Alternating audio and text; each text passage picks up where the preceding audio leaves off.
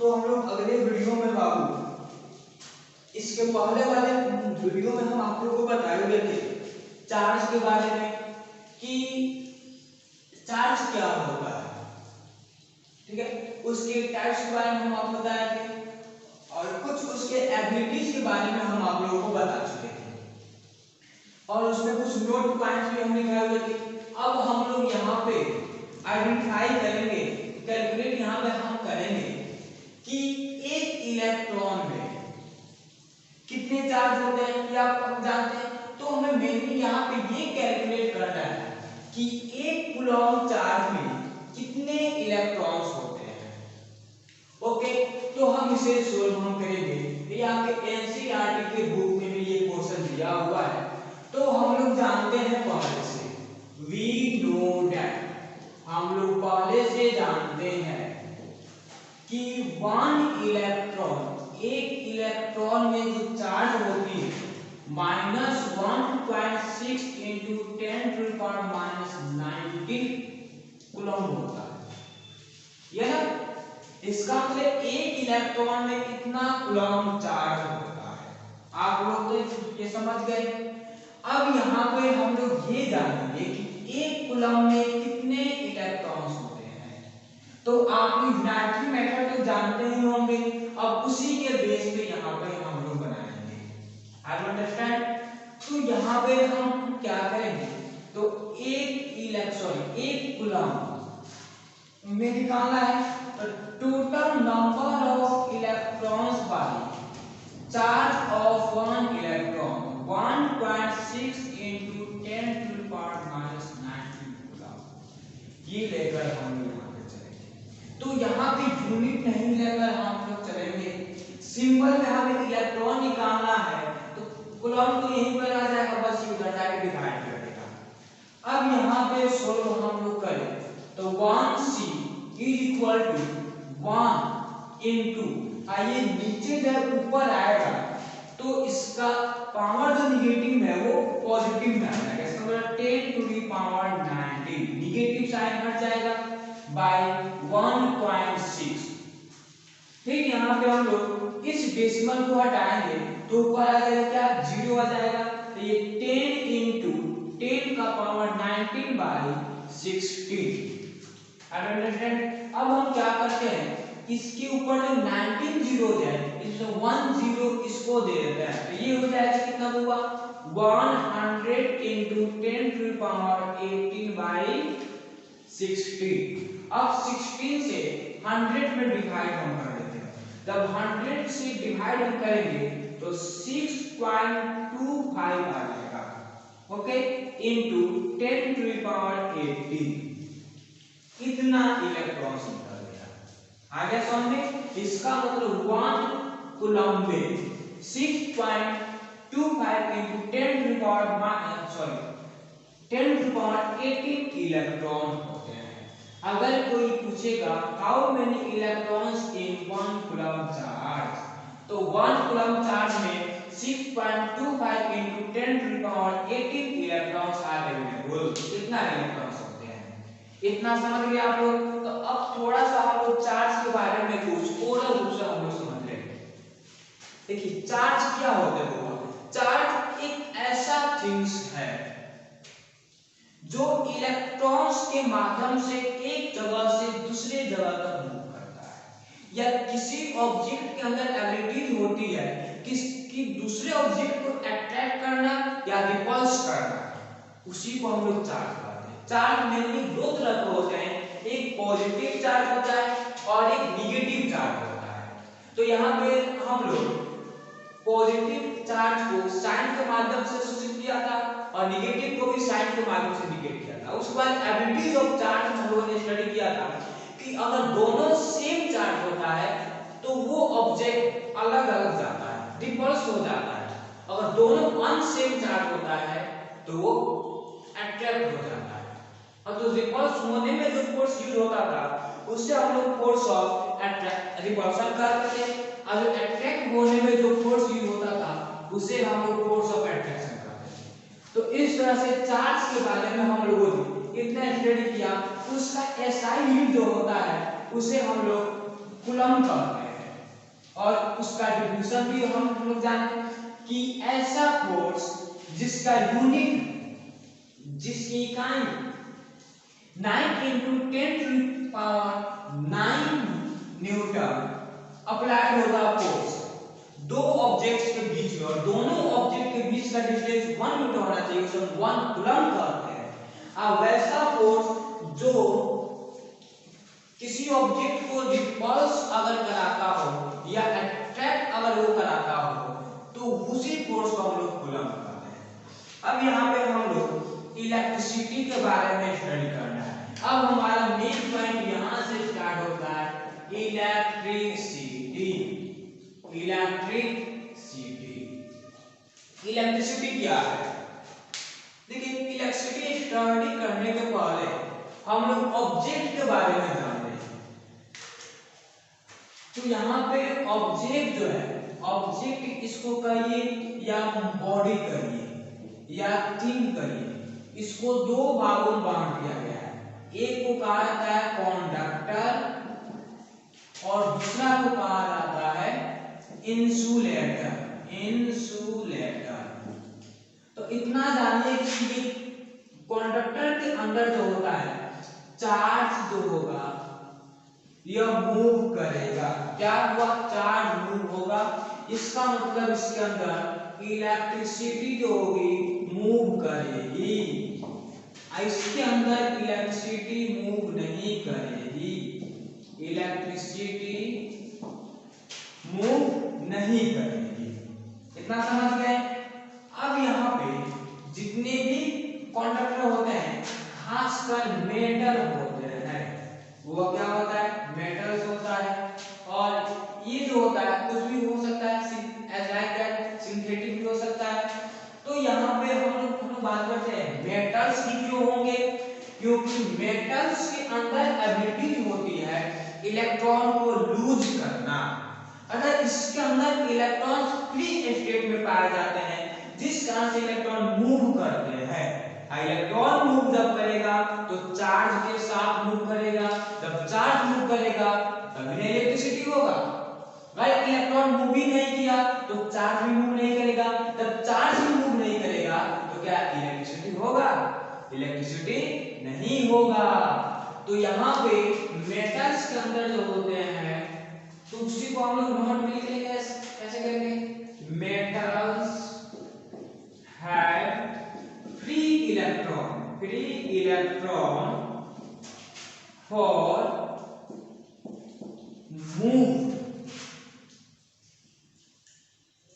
With charges. इसमें electron जो होते हैं वो फ्री होते हैं मूव करने के लिए चार्ज के साथ, चार्ज को लेकर। इलेक्ट्रॉन ही एक ऐसा थिंग्स है जो चार्ज को कैरी करके ढोता है, वहां से कहां तक आता है लेकर, तब इलेक्ट्रिसिटी जनरेट होती है। I understand? अब हम लोग समझेंगे इलेक्ट्रिसिटी क्या है। तो है तो समझ रहे थे, तो उसी को इलेक्ट्रिसिटी का डेफिनेशन हम लोग यहाँ पे पढ़ेंगे। The flow of charges, the flow of electric charges. क्या होगा? Electric charges. अब वो कौन कौन सा चार्ज हो सकता है? या तो पॉजिटिव या negative, between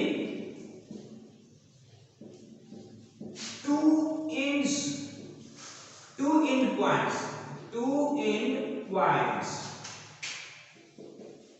is called electricity.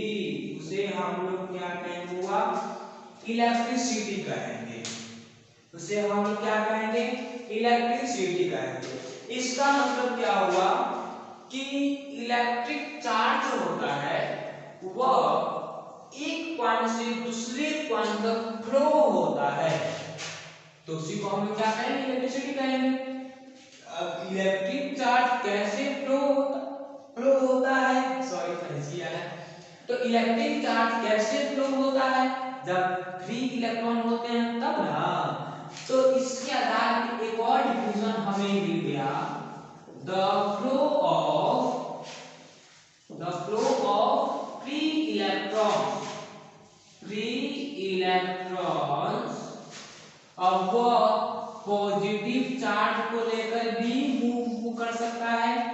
Negative charge को लेकर मूव कर सकता है बिटवीन, क्या होगा यहाँ पे, बिटवीन टू एंड पॉइंट्स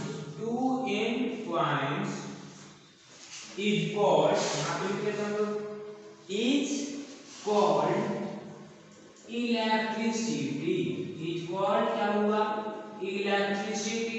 अब यहाँ पे नोट में एक बात हम लोग लिख लेंगे कि जो चार्ज होता है स्केलर क्वांटिटी होता है, तो यहाँ पे लिखेंगे चार्ज इज स्केलर क्वांटिटी। याद रखिएगा चार्ज होता है यह स्केलर क्वांटिटी होता है, इसको नोट कीजिए लोग, फिर हम लोग आगे की ओर बढ़ते हैं। तो हो गया होगा। अब यहाँ पे ये समझ लेते हैं कि चार्ज होगा वो किस तरह से मूव करता है। जैसे मान लेते हैं कि यह एक वायर है, क्या हुआ, एक वायर है, इसे हमने मान लिया कि एक वायर है। अब यहाँ पे 100 है, यहाँ पे क्या है 100 है, और यहाँ मान लेते हैं 50। I understand. तो देखिए चार्ज जो होता है या इलेक्ट्रॉन जो होता है हमेशा हायर कॉन्सेंट्रेशन से लोअर कॉन्सेंट्रेशन की ओर मूव करता है। तो 100 हायर है और ये 50 तो लोअर है, तो 100 यहाँ पे क्या है हुआ, हायर कॉन्सेंट्रेशन, ये हायर कॉन्सेंट्रेशन है। हाँ 50 जो है 50 क्या है, लोअर कॉन्सेंट्रेशन, या लोअर कॉन्सेंट्रेशन है। तो इलेक्ट्रॉन जो होगा वो लोअर कॉन्सेंट्रेशन की ओर जाएगा। हमेशा याद रखिएगा हुआ कि इलेक्ट्रॉन्स कहाँ जाएगी, लोअर कॉन्सेंट्रेशन की ओर जाएगी। तो हायर कॉन्सेंट्रेशन से लोअर कॉन्सेंट्रेशन की ओर चार्ज मूव करती है। ओके बाबू, इतना लिखिए लोग, फिर हम आगे बढ़ते हैं। तो उतना तो नोट हो गया होगा। अब यहाँ पर हम इलेक्ट्रिसिटी के बारे में कुछ और बातें समझेंगे। इलेक्ट्रिसिटी के अंदर चार्ज मूव करता है, इसका मतलब इलेक्ट्रॉन मूव करता है, इलेक्ट्रॉन मूव होगा तब ना वहां पर चार्ज मूव होगा। इलेक्ट्रॉन ही ना चार्ज को कैरी करके मूव करता है। तो इलेक्ट्रॉन जो मूव करता है उसका डायरेक्शन हम बताएं अभी आप लोगों को कि higher concentration to lower concentration. तो इसको लिख भी सकते हैं हम यहाँ पे एरो मार्क से कि इलेक्ट्रॉन्स मूव फ्रॉम हायर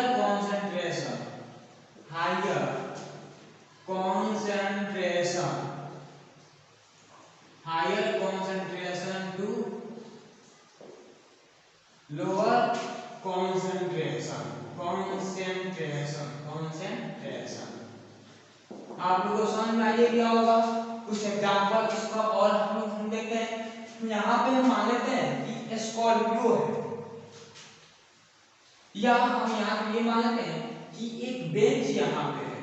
ये मान लीजिए कि यहाँ पे एक बेंच हो गया। लेकिन मान लीजिए इस बेंच पे बैठने के लिए 8 आदमी का सीट है, इस पे एक मेन आकर यहाँ बैठ सकते हैं, और एक बेंच यहाँ पे है, एक बेंच ही है, इस पे भी बैठने का सीट कितना है, 8 आदमी का बैठने का सीट। ओके, तो ये बेंच जो है इस पे 8 आदमी के बैठने का सीट है, ये भी बेंच इस पे 8 आदमी के बैठने का सीट है।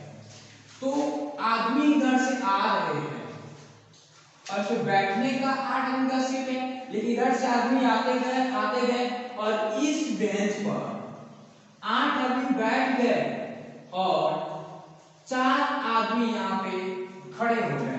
ये 8 आदमी जो है यह सीट है और यह 4 आदमी जो है स्टैंडिंग मोड में है। अंडरस्टैंड कि 8 आदमी बैठ चुके हैं, 4 आदमी खाली रह गए, और कुछ आदमी इधर है तो इधर 8 आदमी बैठने का सीट है, लेकिन इसमें 4 ही व्यक्ति बैठे हुए हैं। कितने व्यक्ति बैठे हुए हैं, 4 व्यक्ति। इसका 4 सीट खाली है कि नहीं, खाली है।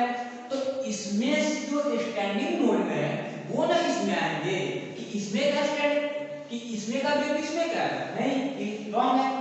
तो जिसमें ज्यादा होते हैं वही ना इसमें जाएंगे। तो यहाँ पे 4 व्यक्ति जो स्टैंडिंग मोड में है यह क्या करेंगे, इसमें आकर ऐड हो जाएंगे। ये भी 8 व्यक्ति हो गए कि नहीं इसमें। तो इस तरह से इलेक्ट्रिसिटी भी होती है। इलेक्ट्रिसिटी का अंदर चार्ज भी होता है कि जहां पे हायर कॉन्सेंट्रेशन होता है, जहां पे अधिक चार्ज होता है, वहां से चार्ज मूव करता है लोअर कॉन्सेंट्रेशन की ओर। I understand. जैसे मान लेते हैं कि यहाँ पे स्विच है, ये एक बैटरी हो गया, इसे हम लोग बैटरी मान लिए, ओके। और यहाँ पे एक बल्ब है और यह एक स्विच है। I understand. अब यहाँ पे चार्ज का फॉर्मेशन हो रहा है, चार्ज यहाँ पे ना बन रहा है, तो यहाँ पे तो हायर कॉन्सेंट्रेशन होगा और यहाँ पे क्या होगा, लोअर कॉन्सेंट्रेशन होगा। तो इसमें से जो चार्ज जो निकलेगा इस बल्ब में क्यों ना आएगा।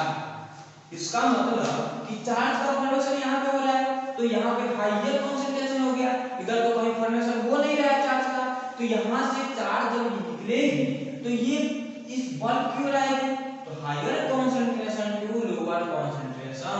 तो अगर कोई पूछे what is the direction of charge, तो आप यही बोलिएगा कि the direction of charge from higher concentration to lower concentration.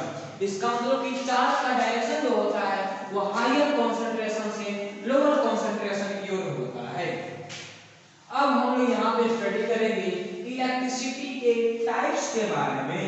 How many types of electricity, यहाँ पे टॉपिक बनाया जाएगा क्या बाबू, टाइप्स ऑफ इलेक्ट्रिसिटी। हम लोग क्या टाइप, सॉरी, तो हम लोग यहाँ पे टॉपिक बनाएंगे टाइप्स ऑफ इलेक्ट्रिसिटी। इलेक्ट्रिसिटी जो होते हैं वो 2 तरह के होते हैं।